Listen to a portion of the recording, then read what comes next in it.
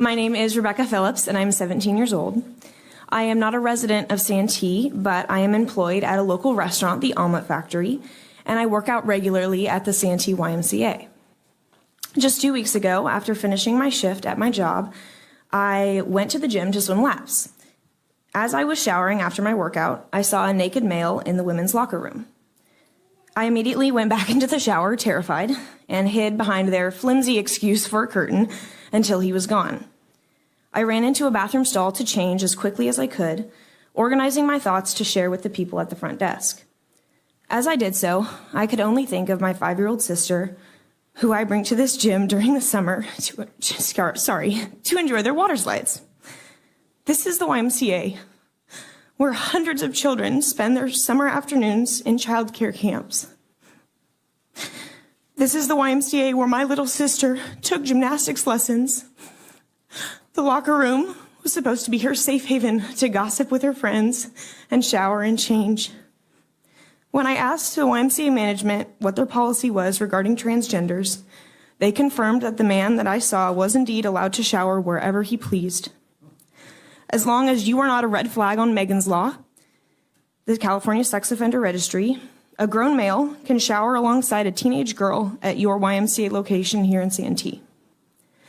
I was made to feel as though I had done something wrong when I talked to people at the YMCA. Somehow, the indecent exposure of a male to a female minor was an inconvenience to them. When my dad spoke to the sheriff's office, they told him that he should never allow me to shower there ever again. The YMCA wouldn't let my father speak to the manager of the Santee branch. After waiting several days, he finally received a call from Terry Moss, who is the director of membership for San Diego County. She informed my dad that I was not in any danger at the time of the incident, that I was safe. But I ask you this. I'm assuming all of you either have a wife, a sister, daughters, or granddaughters, or are a woman yourself. Could you knowingly send an underage girl into a room where there was a naked male and say that she was not in danger, that she was safe, or more importantly, that this was right? The fact that we are now tailoring our privacy policies and bathroom laws around transgenders, ignoring the blatant threat to safety that this poses, is obscene. The safety of children, girls, is on the chopping block. And this issue is not unique to one political party. Both Democrats and Republicans whom I have shared this story with have all been equally disgusted. So I implore you all to take action. With great privilege comes great responsibility.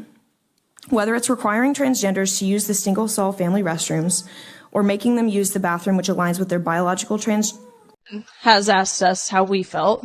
We exist to validate a male's identity. But the Ivy League, Leah Thomas's teammates, actually, when they were concerned about the locker room situation and they sent an email to the Ivy League and the NCAA, their response was, here are some counseling resources you should seek if you feel comfortable seeing male genitalia in your locker room. And then they were referred to the LGBTQ Education Center to educate themselves on the oppression that these athletes are dealing with. So no one within the NCAA is willing to acknowledge us, our feelings, our safety, our privacy. I've really tried. I feel like it's really only happened like the past couple weeks where I get emotional talking about like the locker room scene, because it is just so wild that you can turn around and see a 6'4" biological man pull his pants down watching you undress, and no one is willing to stick up for you. ഒരു പ്രത്യയശാസ്ത്രം അതിൻ്റെ വരുംവരായികളെക്കുറിച്ച് നമ്മൾ മനസ്സിലാക്കേണ്ടത് അത് പരീക്ഷിച്ച് പരാജയപ്പെട്ട രാജ്യങ്ങളെ വിശകലനം ചെയ്യുമ്പോഴാണ്. പലപ്പോഴും പുരോഗതിയുടെ ഒരു അളവുകോലായി നമ്മളൊക്കെ കണക്കാക്കാറുള്ളത് പാശ്ചാത്യ രാജ്യങ്ങളെയാണ്. പ്രത്യേകിച്ചും അമേരിക്ക, യൂറോപ്പ് പോലെയുള്ള വെസ്റ്റേൺ കൺട്രീസ്. അവിടെ സയൻറ്റിഫിക്കലി സാങ്കേതികപരമായിട്ട് ഇൻഫ്രാസ്ട്രക്ചർ ഡെവലപ്മെൻറ്റ് എല്ലാം നടന്നിട്ടുണ്ട്, മിലിറ്ററി ബേസിലൊക്കെ. പക്ഷേ മാനുഷിക പുരോഗതിയുടെ കാര്യത്തിൽ, അതായത് ഒരു മനുഷ്യൻ്റെ കുടുംബം, സമൂഹം, വ്യക്തിത്വം, ഇങ്ങനെയുള്ള വികാസത്തിൻ്റെ കാര്യത്തിൽ യഥാർത്ഥത്തിൽ അവരുടെ അവസ്ഥ എന്താണ് എന്നാണ് വളരെ ചുരുങ്ങിയ സമയം കൊണ്ട് ഞാൻ നിങ്ങളുടെ മുമ്പിൽ വരച്ചു കാട്ടാൻ ഉദ്ദേശിക്കുന്നത്. പുരോഗതിയും പുരോഗമനവും മാനുഷിക പുരോഗമനവും ഒന്നാണ് എന്ന് തെറ്റിദ്ധരിച്ച ചില ആളുകൾ നമ്മളുടെ കൂട്ടത്തിലുണ്ട്. യൂറോപ്പ് മാനിയ ബാധിച്ച ആളുകൾ. മാനിയ എന്ന് പറഞ്ഞാൽ മതിഭ്രമം, വല്ലാത്ത അഭിനിവേശം, വല്ലാത്ത താല്പര്യം, ഭ്രാന്ത്, കമ്പം എന്നൊക്കെയാണ് അർത്ഥം. അങ്ങനെ യൂറോപ്പ് കമ്പം കയറിയ കുറേ ആളുകൾ. ഇവർ പൊതുവെ പറയുന്നതാണ്, നിങ്ങൾ യൂറോപ്പിലേക്ക് നോക്കൂ, അമേരിക്കയിലേക്ക് നോക്കൂ, അവിടുത്തെ പുരോഗമനം നോക്കൂ എന്നൊക്കെ. യഥാർത്ഥത്തിൽ ഈ യൂറോപ്പിൽ 1900 തുടക്കത്തിലാണ് സ്ത്രീകൾക്ക് വോട്ടവകാശം ഉണ്ടാവുന്നത്. 1900 തുടക്കത്തിലാണ് അവർക്ക് വോട്ടവകാശം ഉണ്ടാവുന്നത്. അതിനും വെറും 100 വർഷങ്ങൾക്ക് മുമ്പ് മാത്രമാണ് യൂറോപ്പിലെ പല രാജ്യങ്ങൾക്കും സ്ത്രീകൾക്ക് സ്വത്ത് കൈവശം വെക്കുവാനുള്ള അവകാശം ഉണ്ടാകുന്നത്, the right to own property. അപ്പോൾ ഇങ്ങനെ കുറേ കാലം ഞങ്ങൾ അടിച്ചമർത്തപ്പെട്ടവരായിരുന്നു എന്ന തോന്നലിൽ നിന്ന് ഈ വോട്ടവകാശവും ഈ സ്വത്ത് കൈവശം വെക്കുവാനുള്ള അവകാശവും അവർ നേടിയെടുത്തു. ഇതാണ് ഫെമിനിസത്തിൻ്റെ ഒന്നാം തരംഗം. ഇവിടെ നമ്മൾ മനസ്സിലാക്കേണ്ട ഒരു കാര്യം, രണ്ടാം അഖബ ഉടമ്പടിയിലും മക്ക വിജയത്തിൻ്റെ സമയത്തും പുരുഷന്മാരിൽ നിന്ന് അള്ളാഹുവിൻ്റെ റസൂൽ സല്ലല്ലാഹു അലൈഹി വസല്ലമ കരാർ വാങ്ങിയിട്ടുണ്ട്. അന്ന് തന്നെ അവർക്ക് സ്വത്തവകാശമുണ്ട്. പക്ഷേ 6-ാം നൂറ്റാണ്ടിലെ ഈ പ്രാകൃത അടിച്ചമർത്തപ്പെട്ട മതം അന്ന് കൊണ്ടുവന്ന പുരോഗമനം പോലും ഈ നമ്മൾ ഇപ്പോൾ നോക്കിക്കാണുന്ന ഈ പാശ്ചാത്യ രാജ്യങ്ങളിലെ നാടുകൾക്ക് വെറും 250 വർഷങ്ങൾക്ക് മുമ്പാണ് അവർ കൊണ്ടുവന്നത് എന്ന് നമ്മൾ മനസ്സിലാക്കേണ്ട ഒരു വസ്തുതയാണ്. അങ്ങനെ ഞങ്ങൾ അടിച്ചമർത്തപ്പെട്ടവരാണ് എന്ന തോന്നലിൽ നിന്ന് ഈ ഒന്നാം തരംഗം, ഫെമിനിസത്തിൻ്റെ ഒന്നാം തരംഗം രൂപപ്പെടുന്നു. അതിനുശേഷം ഒന്നാം ലോകമഹായുദ്ധത്തിലും രണ്ടാം ലോകമഹായുദ്ധത്തിലും ഒരുപാട് ആളുകൾ വധിക്കപ്പെടുന്നു. മെജോറിറ്റി പുരുഷന്മാർ. സ്വാഭാവികമായും ഈ പുരുഷന്മാരെ ഡിപ്പെൻഡ് ചെയ്ത് ജീവിച്ചിരുന്ന സ്ത്രീകളും കുടുംബവും അവർ അനാഥരാവുകയും അങ്ങനെ സ്ത്രീകൾ ചരിത്രത്തിലാദ്യമായി ജോലിക്ക് പോവാൻ നിർബന്ധിതമാകുന്നൊരു സാഹചര്യം ഉണ്ടാവുന്നു. അങ്ങനെ അവർ ജോലിക്ക് പോയപ്പോൾ ആ ജോലി സ്ഥലത്തെ സമത്വം, അവിടുത്തെ തുല്യവേതനം, അവിടുത്തെ സുരക്ഷ എന്നിവ ചൂണ്ടിക്കാട്ടി അവർ രംഗത്ത് വരുന്നു. ഇതാണ് ഫെമിനിസത്തിൻ്റെ രണ്ടാം തരംഗം എന്ന് പറയുന്നത്. പിന്നെ അവിടുന്ന് മുന്നോട്ട് പോയപ്പോൾ സ്ത്രീക്കും പുരുഷനും തുല്യമായ മൗലികാവകാശങ്ങൾ മാത്രമല്ല, സ്ത്രീയും പുരുഷനും അക്ഷരാർത്ഥത്തിൽ സമമാണ് എന്ന ഒരു വാദം അവർ മുന്നോട്ട് വെക്കുന്നു. സ്ത്രീയും പുരുഷൻ എന്നൊരു വ്യത്യാസം പറയാൻ പാടില്ല, അത് എല്ലാവരും ഒരുപോലെയാണ് എന്നൊരു വാദം. ഇതാണ് ഫെമിനിസത്തിൻ്റെ മൂന്നാം തരംഗം. അങ്ങനെ അതും കടന്ന് സ്ത്രീയും പുരുഷനും വേർതിരിവില്ലാത്തതുപോലെ തന്നെ സ്നേഹത്തിനു ലിംഗമില്ല എന്നൊരു പുതിയൊരു വാദം 1970-കളിൽ 80-കളിൽ അവർ മുന്നോട്ട് വെക്കുന്നു. സ്നേഹത്തിന് ലിംഗമില്ല എന്ന്. അതായത് ഒരു സ്ത്രീയും പുരുഷനും അത്രയും കാലം ഒരുമിച്ചൊരു കുടുംബമായി ജീവിച്ചു വന്നിരുന്ന ഒരു സാഹചര്യത്തിൽ നിന്ന് പുരുഷനും പുരുഷനുമായി ലൈംഗിക ബന്ധത്തിൽ ഏർപ്പെടാമെന്നും സ്ത്രീയും സ്ത്രീയുമായി ലൈംഗിക ബന്ധത്തിൽ ഏർപ്പെടാമെന്നും അങ്ങനെ സ്നേഹത്തിന് ലിംഗമില്ല എന്ന വലിയൊരു പുരോഗമനപരമായ ഒരു കാര്യം അവർ മുന്നോട്ട് കൊണ്ടുവരികയാണ്. ഇതാണ് ഫെമിനിസത്തിൻ്റെ നാലാം തരംഗം. ഇതിൽ നിന്നാണ് LGBTQ എന്ന സംഭവം രൂപപ്പെടുന്നത്. ഇപ്പോൾ നാലാം തരംഗവും കഴിഞ്ഞ് 5ഓ 6ഓ എത്രയാണെന്ന് അവർക്ക് തന്നെ അറിയാത്ത ഒരവസ്ഥയിലാണ് ഈ ഫെമിനിസവും LGBTQവും ഉള്ളത്. പിന്നെ അവിടുന്നും പോയി അവർ 2004 അമേരിക്ക സ്വവർഗരതി സോഡമി ലീഗലൈസ് ചെയ്യുന്നു. 2015 അമേരിക്ക സ്വവർഗ വിവാഹം ലീഗലൈസ് ചെയ്യുന്നു. പിന്നെ ഒരു പടി കൂടെ മുന്നോട്ട് കടന്ന് അവസാനം അവർ കുട്ടികളെ തേടി വരുന്ന ഒരു കാഴ്ച. അതായത് കുട്ടികൾക്ക് സ്കൂളിൽ ഇത് പഠിപ്പിച്ചു കൊടുക്കുന്നു. പുരുഷനും എങ്ങനെ ലൈംഗികമായി ബന്ധപ്പെടാം, സ്ത്രീയും എങ്ങനെ ലൈംഗികമായി ബന്ധപ്പെടാം. ഇങ്ങനെയുള്ള ഡ്രാഗ് ക്വീൻ സ്റ്റോറി എന്താണെന്നുള്ളത് ഇൻഷാ അല്ലാഹ് ഞാൻ വഴിയെ പറഞ്ഞു തരാം. അങ്ങനെ കുട്ടികളെ ബ്രെയിൻ വാഷ് ചെയ്യുന്ന ഒരവസ്ഥയിലേക്ക് കാര്യങ്ങൾ നീങ്ങിയപ്പോൾ 2020, 21, 22 കഴിഞ്ഞ 3 വർഷങ്ങളിൽ ആളുകൾ ഇതിനെതിരെ പ്രതിഷേധിക്കാൻ തുടങ്ങി. വ്യാപകമായ പ്രതിഷേധം. എന്തുകൊണ്ടാണ് ഇവർ ഇതിൽ പ്രതിഷേധിക്കാൻ തുടങ്ങിയത്? അതായത് ഇപ്പോൾ പറയുന്ന ഈ ലിബറലിസത്തിൻ്റെ ഈറ്റില്ലവും പോറ്റില്ലവുമായ അമേരിക്കയിലും യൂറോപ്പിലും ആളുകൾ ഇതിനെതിരെ പ്രതികരിക്കാൻ തുടങ്ങി. അതിൻ്റെ കാരണമാണ് ഞാൻ നിങ്ങളുടെ മുമ്പിൽ അവതരിപ്പിക്കാൻ പോകുന്നത്. ഒന്നാമത്തേത് ഇവർ മുന്നോട്ട് വെച്ചത് ട്രാൻസ്ജെൻഡർ, അതായത് പുരുഷന് സ്ത്രീയാവാം, സ്ത്രീക്ക് പുരുഷനാവാം എന്ന വാദമാണ്.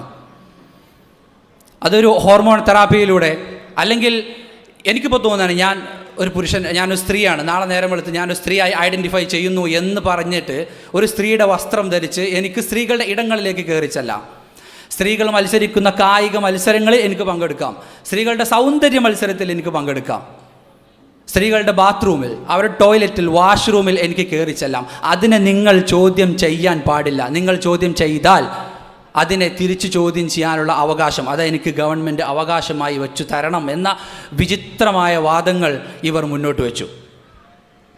2019 വരെ പുരുഷനായി അറിയപ്പെട്ട വില്യം തോംസൺ എന്ന വ്യക്തി 2019 വരെ പുരുഷനായി അറിയപ്പെട്ടിരുന്ന ഏകദേശം 6 അടി പൊക്കവും, നിങ്ങൾക്ക് സ്ക്രീനിൽ കാണാം, 6 അടി പൊക്കവും 4 ഇഞ്ച് വലിപ്പവുമുള്ള ഒരു വില്യം തോംസൺ എന്ന വ്യക്തി, അദ്ദേഹം ഒരു അമേരിക്കയിലൊരു നീന്തൽ താരമാണ്.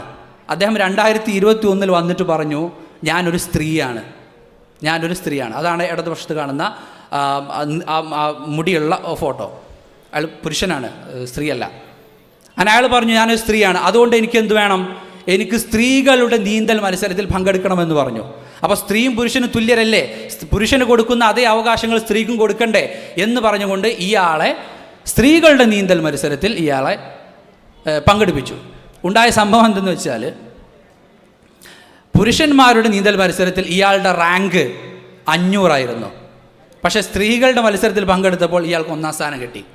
നോക്കൂ, ആ വലതുഭാഗത്ത് നിന്നുള്ള അദ്ദേഹം ട്രോഫിയുമായി നിൽക്കുന്ന ചിത്രം, അതിന് തൊട്ടടുത്ത് നിൽക്കുന്ന 2ാമത്തെയും 3ാമത്തെയും അവർ സ്ത്രീകളാണ്. അപ്പോൾ ഇതിൽ ഏറ്റവും വലിയ കോമഡി എന്തെന്ന് വെച്ചാൽ, ഈ ഫെമിനിസം എന്ന സംഭവം ഞങ്ങളിതാ സ്ത്രീകളുടെ പുരോഗതിക്ക് വേണ്ടി, സ്ത്രീകളുടെ ഉന്നമനത്തിന് വേണ്ടി, സ്ത്രീകളുടെ സമത്വത്തിന് വേണ്ടി കൊണ്ടുവരുന്നു എന്ന് പറഞ്ഞിട്ട് പുരുഷനായി ജനിച്ച ഒരു വ്യക്തി ഇവരുടെ തന്നെ കായിക രംഗത്ത് മത്സരിച്ച് സ്ത്രീയായി ജനിച്ച ആളുകളെ പരാജയപ്പെടുത്തുന്ന വളരെ വിരോധാഭാസപരമായ ഒരു സംഭവം ഇത് ഉണ്ടായി. അങ്ങനെ ഇത് വളരെ വിവാദകരമായ ചർച്ചകൾക്ക് വഴി തെളിയിച്ചു. കഴിഞ്ഞ വർഷം പോർച്ചുഗലിൽ നടന്ന മിസ് യൂണിവേഴ്സ് ആണോ മിസ് പോർച്ചുഗൽ ആണോ എന്നറിയില്ല, സൗന്ദര്യ മത്സരത്തിൽ, സ്ത്രീകളുടെ സൗന്ദര്യ മത്സരത്തിൽ 1ാമതായി വിജയിച്ചത് പുരുഷനായി ജനിച്ച് വെറും 3-4 വർഷങ്ങൾക്ക് മുമ്പ് സ്ത്രീയായി ഐഡൻറ്റിഫൈ ചെയ്യുന്നു എന്ന് പറഞ്ഞ ഒരു വ്യക്തിയാണ് ഈ സൗന്ദര്യ മത്സരത്തിൽ വിജയിച്ചത്. ഞാൻ പറഞ്ഞു വരുന്നത്, ഒരു ശരാശരി മുസ്ലിമിനെ സംബന്ധിച്ചിടത്തോളം ഒരു സ്ത്രീകളുടെ നീന്തൽ മത്സരമോ അല്ലെങ്കിൽ സൗന്ദര്യ മത്സരമോ അതൊന്നും ഒരു ശരാശരി മുസ്ലിമിനെ ബാധിക്കുന്ന കാര്യമല്ല. പക്ഷേ ഇതിലൂടെ അവർ ഒളിച്ചു കടത്താൻ ശ്രമിക്കുന്നത്, ഈ സ്ത്രീയായി ഐഡൻറ്റിഫൈ ചെയ്യുന്ന പുരുഷന് സ്ത്രീകളുടെ പൊതു ഇടങ്ങൾ ഉപയോഗിക്കാൻ പറ്റും, ബാത്റൂമിൽ, വാഷ്റൂമിൽ, ടോയ്ലറ്റിൽ, ഇതൊക്കെ ഉപയോഗിക്കാൻ പറ്റും. അതുമായി ബന്ധപ്പെട്ട ഒരു വീഡിയോ, അതായത് ഈ വ്യക്തി സ്ത്രീകളുടെ ബാത്റൂം ഉപയോഗിച്ച് അതിനെതിരെ ഇവരുടെ കൂടെ വർക്ക് ചെയ്ത ആളുകൾ തന്നെ പരാതി പറഞ്ഞ ഒരു വീഡിയോ. ആദ്യമായി നമുക്ക് ആ ഒരു വീഡിയോ കാണാം. My teammates and I were forced to undress in the presence of Leah, a 6'4" tall biological male, fully intact with male genitalia, 18 times per week. Some girls opted to change in bathroom stalls, and others used the family bathroom to avoid this.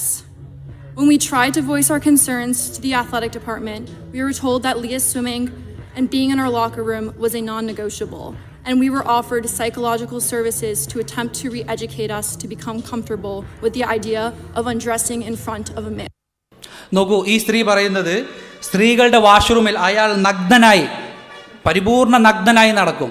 അയാളെ പുരുഷനാക്കുന്ന അവയം എന്താണോ അത് കാണിച്ചിട്ട് അയാൾ നടക്കും. വേറെ ചെറിയ പെൺകുട്ടികളും മറ്റു സ്ത്രീകളും ഇയാളുടെ മുമ്പിൽ വെച്ച് എങ്ങനെ ഒരു 6 അടി പൊക്കമുള്ള അജാനുബഹുവായ ഒരു മനുഷ്യൻ്റെ മുമ്പിൽ വെച്ച് നഗ്നരായി അവരെങ്ങനെ വസ്ത്രം മാറും? അങ്ങനെ അവർ പരാതി പറഞ്ഞു.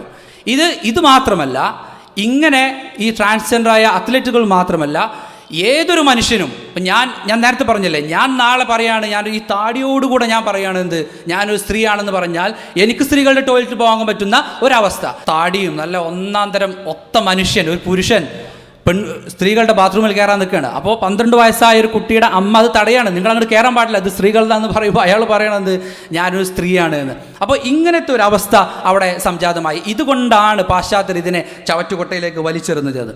ഞാൻ ചോദിക്കുന്നത്, ഈ ഫെമിനിസ്റ്റുകളോട് ചോദിക്കുകയാണ്, നിങ്ങൾ സ്ത്രീകളുടെ സുരക്ഷ, സ്ത്രീകളുടെ ഉന്നമനം, സ്ത്രീകളുടെ കായിക രംഗത്തുള്ള ഉന്നമനം എന്നൊക്കെ പറഞ്ഞു കൊണ്ടുവന്ന ഈ സാധനം തന്നെ സ്ത്രീകളുടെ സുരക്ഷയെയും സ്ത്രീകൾക്കും ശോഭിക്കാൻ കഴിയുന്ന മേഖലയും തകർക്കുന്ന ഒരവസ്ഥ. ഇതാണോ യഥാർത്ഥത്തിൽ നിങ്ങൾ നാളത്തെ കേരളത്തിന് വേണ്ടി കാണുന്ന പുരോഗതി എന്ന് ഞാൻ ചോദിച്ചു പോവുകയാണ്. രണ്ടാമത്തെ ഒരു കാര്യം, ഇവർ കൊണ്ടുവന്ന സംഭവം, ഇപ്പോൾ സ്ത്രീക്ക് പുരുഷനാവാം, അതാണ് ട്രാൻസ്ജെൻഡർ എന്ന് പറയുന്നത്. രണ്ടാമത്തെ ഒരു കാര്യം ട്രാൻസ് ഏജിങ്, അതായത് ഇത് ഭയങ്കര രസകരമായ സംഭവമാണ്. ഇതൊക്കെ നേരിട്ട് കണ്ടാലേ നിങ്ങൾക്ക് ഇത് മനസ്സിലാവുള്ളൂ. അതായത് ഇവർ പറയുന്നത് എന്താ വെച്ചാൽ, ഒരു 20 വയസ്സായ ഒരാൾക്കും എന്താകാം 20 വയസ്സായ ഒരാൾക്ക് വളരെ പ്രായം കുറഞ്ഞൊരു കുട്ടിയായിട്ട് ഐഡൻറ്റിഫൈ ചെയ്യാമെന്ന് പറയാം. ഞാൻ അങ്ങനെയായി കണക്കാക്കുന്നു, ഞാൻ എന്നെ തന്നെ വിളിക്കുന്ന പേര് ഇതാണെന്നൊക്കെ പറയുന്നത് പോലെ. അപ്പോൾ അതുമായി ബന്ധപ്പെട്ടൊരു വീഡിയോ ഒന്ന് കണ്ടു നോക്കും. My name is Max and I'm 20 but not really because I'm 5. DDLG by definition is Daddy Dom Little Girl, and it is a subsection of BDSM, which is a part of kink. നോക്കൂ, നിങ്ങൾ 20 വയസ്സായ ഒരു സ്ത്രീ പറയാണ്, എൻ്റെ പേര് max, എനിക്ക് 20 വയസ്സായിട്ടുണ്ട്, പക്ഷേ ഞാൻ 5 വയസ്സായ ആളായി ഐഡൻറ്റിഫൈ ചെയ്യുകയാണ് എന്ന്. എന്നിട്ട് കുറച്ച് സമയം കഴിഞ്ഞ് അവർ തന്നെ അവരുടെ ശബ്ദം നോർമലാകുന്നു, അവർ സാധാരണ പോലെ ബിഹേവ് ചെയ്യാൻ തുടങ്ങുന്നു. ഇങ്ങനെ ബിഹേവിയറൽ പ്രോബ്ലംസ് ഉള്ള, എന്നിട്ട് അവരൊരു പേര് പറയുകയാണ്, ഇതൊരു DDLG, daddy doms little girl. ഇതൊക്കെ BDSMൻ്റെ ഒരു വകുപ്പാണ്. ഇതൊന്നും സത്യം പറഞ്ഞാൽ പുറത്ത് പറയാൻ പറ്റാത്ത അത്രക്ക് വൃത്തികേടാണ്. ഇതിൽ ലൈംഗിക വൈകൃതങ്ങളുടെ, രതിവൈകൃതങ്ങളുടെ ഒരു തരം പ്രത്യേക ഒരു സംഭവമാണ് ഈ BDSM എന്നൊക്കെ പറയുന്നത്. അപ്പോൾ പുരോഗമനവാദികളെ യഥാർത്ഥത്തിൽ നിങ്ങൾ ഇതാണോ നിങ്ങൾ കേരളത്തിന് വേണ്ടി ഈ പുരോഗമനം എന്ന പേരിൽ കൊണ്ടുവരാൻ പോകുന്നത്? അപ്പോൾ ഞാൻ പറഞ്ഞല്ലോ, ഇത് തോന്നലാണ്. പുരുഷന് സ്ത്രീയാവാം, 20 വയസ്സുള്ള ആളുകൾക്ക് 5 വയസ്സാവാം. അപ്പോൾ ആരുടെങ്കിലും കല്യാണം കഴിക്കാനൊക്കെ വൈകിപ്പോയിട്ടുണ്ടെങ്കിൽ നിങ്ങൾക്ക് 40 വയസ്സായ ആളാണ് നിങ്ങൾക്ക് പറയാം, എന്ത് സംഭവം എനിക്ക് 40 വയസ്സൊക്കെ ആയിട്ടുണ്ടെങ്കിലും എനിക്കൊരു 20 വയസ്സായ ആളുമായിട്ട് ഞാൻ കണക്കാക്കിയിട്ടുള്ളൂ. നിങ്ങൾക്ക് സ്ത്രീകൾക്കും പറയാം, എനിക്ക് 10 വയസ്സ് 10-30 ആയെങ്കിലും ഒരു 18 വയസ്സായിട്ട് ഞാനായിട്ട്. അപ്പോൾ ഇങ്ങനെ ബാലിശമായ വാദങ്ങൾ, ഇതൊക്കെ ആളുകൾ ചോദ്യം ചെയ്യാൻ തുടങ്ങി. മൂന്നാമത്തെ കാര്യം, ഒന്നാമത് സ്ത്രീക്ക് പുരുഷനാവാം, രണ്ടാമത് 20 വയസ്സുള്ള ആൾക്ക് 5 വയസ്സുള്ള പോലെ ബിഹേവ് ചെയ്യാം, മൂന്നാമത്തത് ആംപ്യൂട്ടേഷൻ, അതായത് അംഗവിച്ഛേദം. ഇപ്പം ഞാൻ പറയാണ്, ഞാൻ ഇങ്ങനെ എന്നല്ല ജനിക്കേണ്ടത്, ഞാനൊരു അംഗവൈകല്യ ഉള്ള ആളായിട്ടാണ് ജനിക്കേണ്ടത് എന്ന് പറഞ്ഞാൽ എന്തൊക്കെ അവസ്ഥ? അതുമായി ബന്ധപ്പെട്ട ഒരു വീഡിയോ കൂടെ കാണാം. I don't have any regrets taking my vision. I believe I should have been born blind, and I'm happy the way I am. I do have some regrets about the way I did it, but in the end, I'm happy the way I am. Dr. Phil, to hear someone say, I've always felt I should be blind, well, I've always felt I should be the Queen of England, but I'm not going out to become the Queen of England. നോക്കൂ, നിങ്ങൾ ഒരു സ്ത്രീ ബുദ്ധിയും വിദ്യാഭ്യാസവും ഒക്കെയുള്ള വളരെ പുരോഗമനപരമായ ഉത്തുംഗതയിലെത്തി എന്ന് പറയുന്ന രാജ്യത്തെ ഒരു സ്ത്രീ പറയുകയാണ്, എനിക്കെപ്പോഴും തോന്നിയിരുന്നു ഞാനൊരു അന്ധയായി ജനിക്കേണ്ട സ്ത്രീ ആയിരുന്നു, അതുകൊണ്ട് ഞാൻ എൻ്റെ കണ്ണുകളുടെ കാഴ്ച എടുത്തു മാറ്റിയെന്ന്. ഇതേ ലിബറലിസമുള്ള ആളുകളാണ് ആ ചർച്ചയിൽ പങ്കെടുക്കുന്നത്, ഇതേ ലിബറലിസമുള്ള ആളുകളാണ് ആ ചർച്ച സംഘടിപ്പിക്കുന്നത്. അവർ തന്നെ അത്ഭുതപ്പെട്ടു പോവുകയാണ്, അങ്ങനെയൊക്കെ ചെയ്യാൻ പറ്റുമോ? ഞാൻ അങ്ങനെ പറയണത്, അള്ളാഹ്ക്ക് തെറ്റുപറ്റി, അള്ള എനിക്ക് കാഴ്ചയൊക്കെ തന്നു, അള്ള എനിക്ക് ബുദ്ധിയൊക്കെ തന്നു, ഞാനൊരു പൊട്ടനായിട്ട് ജനിക്കേണ്ട ആളെ എന്ന് പറയാൻ ഇത്ര ബാലിശമായ അംഗവിച്ഛേദത്തോടു കൂടിയായിരുന്നു ഞാൻ ജനിക്കേണ്ടിയിരുന്നത്, എന്നെ സൃഷ്ടിച്ച ദൈവത്തിന് തെറ്റുപറ്റി എന്ന രീതിയിൽ. യഥാർത്ഥത്തിൽ ഞാൻ പറയട്ടെ, ഈ ഫെമിനിസ്റ്റുകളോട്, ഈ പുരോഗമനവാദികളോട് ചോദിക്കട്ടെ, യഥാർത്ഥത്തിൽ ശരീരത്തിൻ്റെ അംഗവൈകല്യമല്ല നിങ്ങൾക്ക് സംഭവിച്ചിട്ടുള്ളത്, മറിച്ച് നിങ്ങളുടെ മെൻ്റലി ഹാൻഡിക്യാപ്ഡായ, ഇൻ്റലക്ച്വലി ഹാൻഡിക്യാപ്ഡായ, ബുദ്ധിപരമായ അംഗവൈകല്യം സംഭവിച്ച ആളുകളാണ് നിങ്ങൾ എന്നാണ് നമുക്ക് പറയാനുള്ളത്. ഇങ്ങനെ സ്ത്രീക്ക് പുരുഷനാവാം, വയസ്സ്, അതുപോലെ എനിക്ക് എൻ്റെ കൈ മുറിച്ചു മാറ്റാം, എനിക്ക് അന്ധനായി മാറാം, ഇങ്ങനെയുള്ള വിചിത്രമായ വാദങ്ങൾ ഇവർ മുന്നോട്ട് കൊണ്ടുവന്നു. ഇതൊക്കെ ആളുകൾ ചോദ്യം ചെയ്യുവാനും തിരിച്ചറിയാനും തുടങ്ങി. പിന്നെയോ അവിടെയും തീർന്നില്ല. ഇവർ പറയുകയാണെങ്കിൽ പുരോഗമിച്ച് ഇവരിങ്ങനെ പോയിട്ട് പറഞ്ഞു, പിന്നെ ഈ ട്രാൻസ്ജെൻഡർ മാറുന്ന പോലെയല്ല, ഈ ട്രാൻസ് സ്പീഷീസായിട്ട് മാറാം, അതായത് മനുഷ്യന് മറ്റു മൃഗമായിട്ട് മാറാൻ പറ്റും. മനുഷ്യന് ഈ നമ്മൾ ഈ കുട്ടികളൊക്കെ പറ്റിക്കാൻ വേണ്ടി ഈ കോമിക് ബുക്കിലൊക്കെ ഇങ്ങനെ പറയുന്നത്, പിന്നെ നടന്നു പോകുമ്പോൾ ചിലന്തി കടിച്ചു, അപ്പോൾ അതാ സ്പൈഡർമാനായി മാറി, അങ്ങനെ വല നെയ്യുന്ന സ്പൈഡർമാൻ എന്നൊക്കെ പറയുന്നത് പോലെ ഞാനൊരു പട്ടിയായി ജനിക്കേണ്ട ആളായിരുന്നു എന്ന് ആൾക്കാർക്ക് തോന്നുക. അതൊക്കെ ഈ ലിബറലിസം എത്രത്തോളം തലക്ക് പിടിച്ചു എന്നുള്ളതിൻ്റെ ഒരു തെളിവാണ്. ഞാൻ വെറുതെ പറയുന്നതല്ല, ഇതൊന്നും നിങ്ങൾക്ക് തന്നെ യൂട്യൂബിൽ പോയാൽ കാണാൻ പറ്റുന്നതാണ്. അങ്ങനെ ഡോഗായി ഐഡൻറ്റിഫൈ ചെയ്യുന്ന, പട്ടിയായി ഐഡൻറ്റിഫൈ ചെയ്യുന്ന ഒരാളുടെ video. 32. I'm Dalmatia. Then we're going to find an active animal. This is where it's a dog. Things I'm like and everything. I don't need to do it. Everything in the public eye. അടുത്ത video.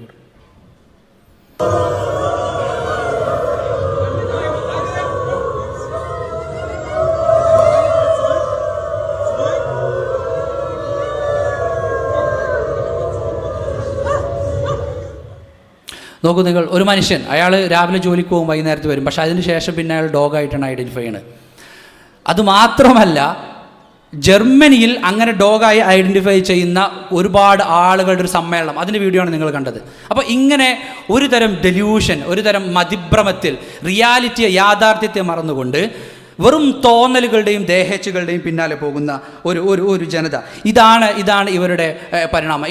പിന്നെ അവിടെ നിന്നും അവർ മുന്നോട്ട് പോയി. അവർ അവസാനം കുട്ടികളെ തേടി ഇവർ വന്നു. ഈ ലിബറലിസത്തിൻ്റെ ഏറ്റവും ഡേഞ്ചറായ ഒരു സംഭവം, അതായത് മനുഷ്യ ചരിത്രത്തിൽ തന്നെ ഇത്രയേറെ വൃത്തിഹീനമായ ഒരു സംഭവം യഥാർത്ഥത്തിൽ ഇവർ കൊണ്ടല്ല. എന്താണ് ഈ ഡ്രാഗ് ക്വീൻ സ്റ്റോറി അവർ? അതായത് വിദേശ രാജ്യങ്ങളിലെ സ്കൂളുകളിൽ കുട്ടികൾക്ക് ലൈബ്രറിയിൽ വെച്ചോ അല്ലെങ്കിൽ ക്ലാസ് റൂമിൽ വെച്ചോ റീഡിങ് അവേഴ്സ് ഉണ്ടാവും. അതായത് അവർക്ക് കഥ പറഞ്ഞു കൊടുക്കും.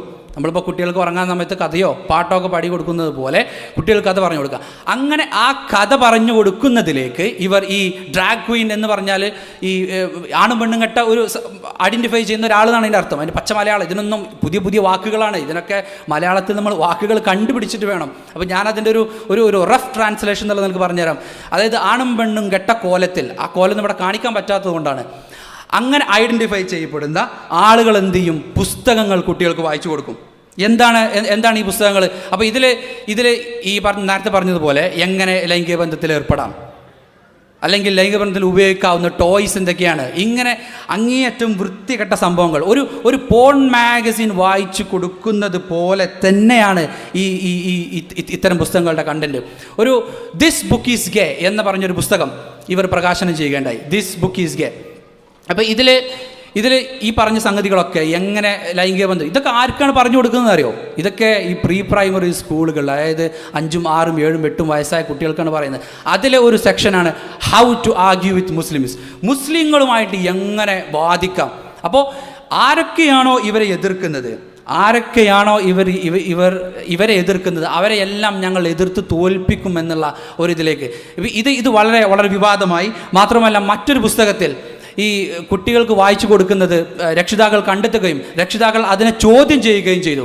ആ ഒരു വീഡിയോ കൂടെ നമുക്ക് കാണാം. അതിനു മുമ്പായിട്ട് ഇപ്പോൾ ഈ ഹൗ ടു ആർഗ്യൂ മുസ്ലിംസ് എന്ന് പറഞ്ഞല്ലോ, ഇത് പലരുടെയും വിചാരം ഇതൊരു മുസ്ലിങ്ങളുടെ പ്രശ്നമാണെന്ന്. ഇത് മുസ്ലിങ്ങളുടെ പ്രശ്നമാണെന്ന്. യഥാർത്ഥത്തിൽ അങ്ങനെയല്ല. മറ്റുള്ളവർ ഇതിൻ്റെ ഗൗരവം മനസ്സിലാക്കിയിട്ടില്ല എന്നുള്ളതാണ് ഇതിൻ്റെ യാഥാർത്ഥ്യം. ഇതിനെതിരെ പ്രതികരിക്കുന്ന ഒരു പാസ്റ്ററുടെ വീഡിയോ കൂടെ കാണാം. I'll read some of this for you. It says, after a bit, a person's vagina becomes moist and slippery, and the clitoris becomes hard.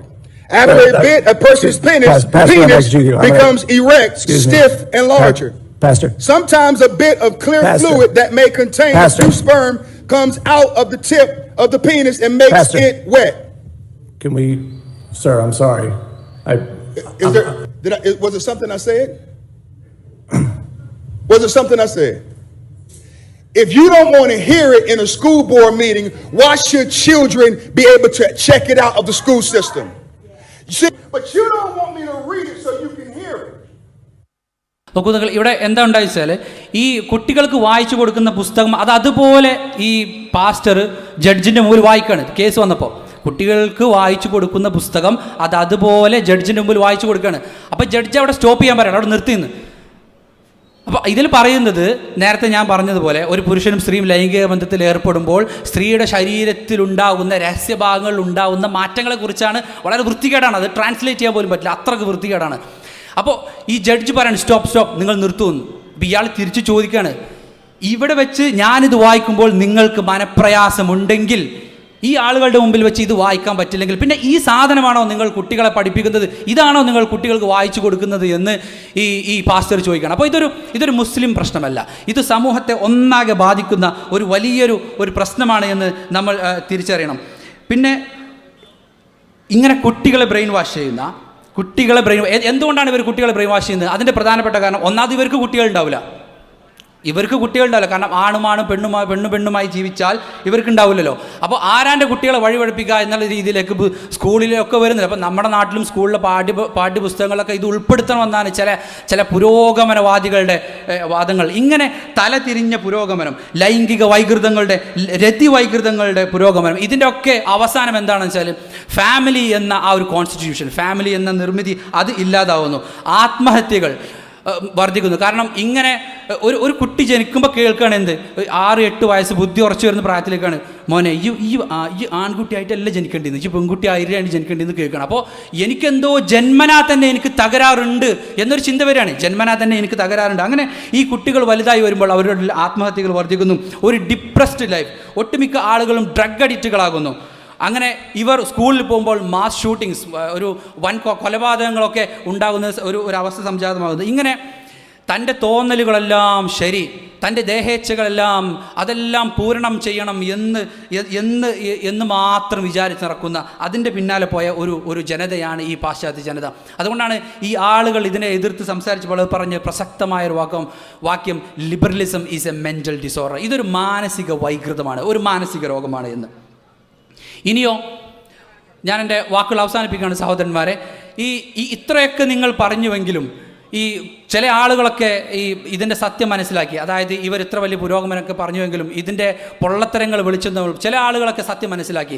അങ്ങനെ ഒരിക്കൽ LGBTQ ആക്ടിവിസ്റ്റായി പിന്നെ ഇസ്ലാം സ്വീകരിച്ച ഒരു സഹോദരൻ്റെ വീഡിയോ കൂടെ കാണിച്ച് നമുക്ക് ഈ സെഷൻ അവസാനിപ്പിക്കാം ഇൻഷാ അല്ലാ. Aslında ben şu an İslam bir arayış içerisindeyim. Yani belki tek yol İslam.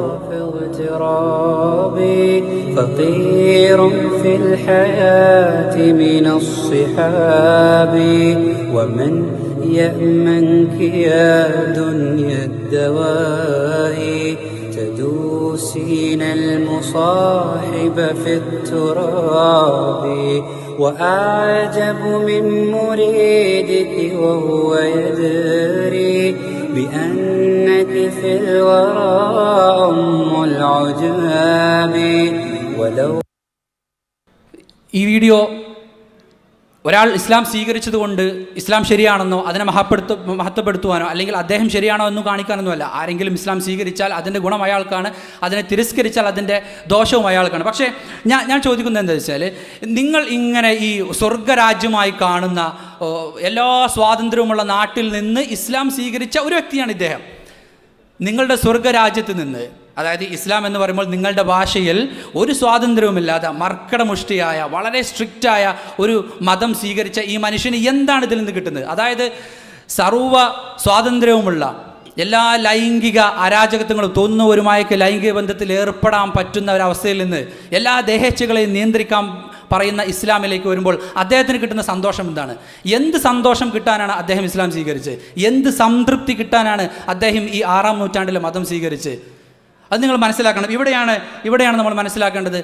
ദേഹേച്ഛകളുടെ പിന്നാലെ പോയാലോ അല്ലെങ്കിൽ സമ്പത്തോ ഒന്നുമല്ല നമ്മുടെ സന്തോഷത്തിൻ്റെയും സമാധാനത്തിൻ്റെയും നിദാനം. അവിടെയാണ് നമ്മൾ തിരിച്ചറിയേണ്ടത്. അലാ ബിദിക്രില്ലാഹി വതത്മഇന്നുൽ ഖുലൂബ്. ശ്രദ്ധിക്കുക, അള്ളാഹുവെ പറ്റിയുള്ള ഓർമ്മകൾ കൊണ്ടത്രേ ഹൃദയങ്ങൾ ശാന്തമായി തീരുന്നത് എന്ന്. അതുപോലെ തന്നെ മറ്റൊരായത്തിൽ പറയുന്നത് വമൻ അഅറദ അൻ ദിക്രി ഫഇന്ന ലഹു മഈശതൻ ദൻക. ആരെങ്കിലും എൻ്റെ ഉത്ബോധനത്തെ തൊട്ട് വിട്ടുകളയുന്ന പക്ഷം അവനൊരു ഡിപ്രസ്ഡ് ലൈഫ്, അവനൊരു കുടുങ്ങിയ ജീവിതമാണ് ഉണ്ടാവുക എന്നും അള്ളാഹു സുബ്ഹാനഹു വ തആല സൂചിപ്പിക്കുന്നു. സഹോദരങ്ങളെ, ഞാൻ അവസാനിപ്പിക്കുകയാണ്. അതുകൊണ്ട് നാം കരുതിയിരിക്കുക, ഈ സോഷ്യൽ മീഡിയയിലൂടെ, സിനിമകളിലൂടെ, പുസ്തകങ്ങളിലൂടെ നമ്മളുടെ കുട്ടികളിലേക്ക് വരുന്ന ഈ ലിബറലിസത്തെ നിങ്ങൾ കരുതിയിരിക്കുക. നമ്മൾ അതിനെക്കുറിച്ച് ബോധവാന്മാരാകണം. നമ്മൾക്ക് മതവിദ്യാഭ്യാസം ഉണ്ടാകണം. എങ്കിലേ നമ്മൾക്ക് നമ്മുടെ കുട്ടികളെ ഇതിലെ ഈ കാര്യങ്ങൾ ബോധ്യപ്പെടുത്താൻ പറ്റുകയുള്ളൂ. നമ്മുടെ അടുക്കളയിൽ പീസ് റേഡിയോ ശബ്ദം മുഴങ്ങണം. നമ്മുടെ കുട്ടികളെ CRAക്ക് പങ്കെടുപ്പിക്കണം. നമ്മൾ ഖുർആൻ ക്ലാസ്സിൽ പങ്കെടുക്കണം. അല്ലാഹു സുബ്ഹാനഹു വ തആല അനുഗ്രഹിക്കുമാറാവട്ടെ.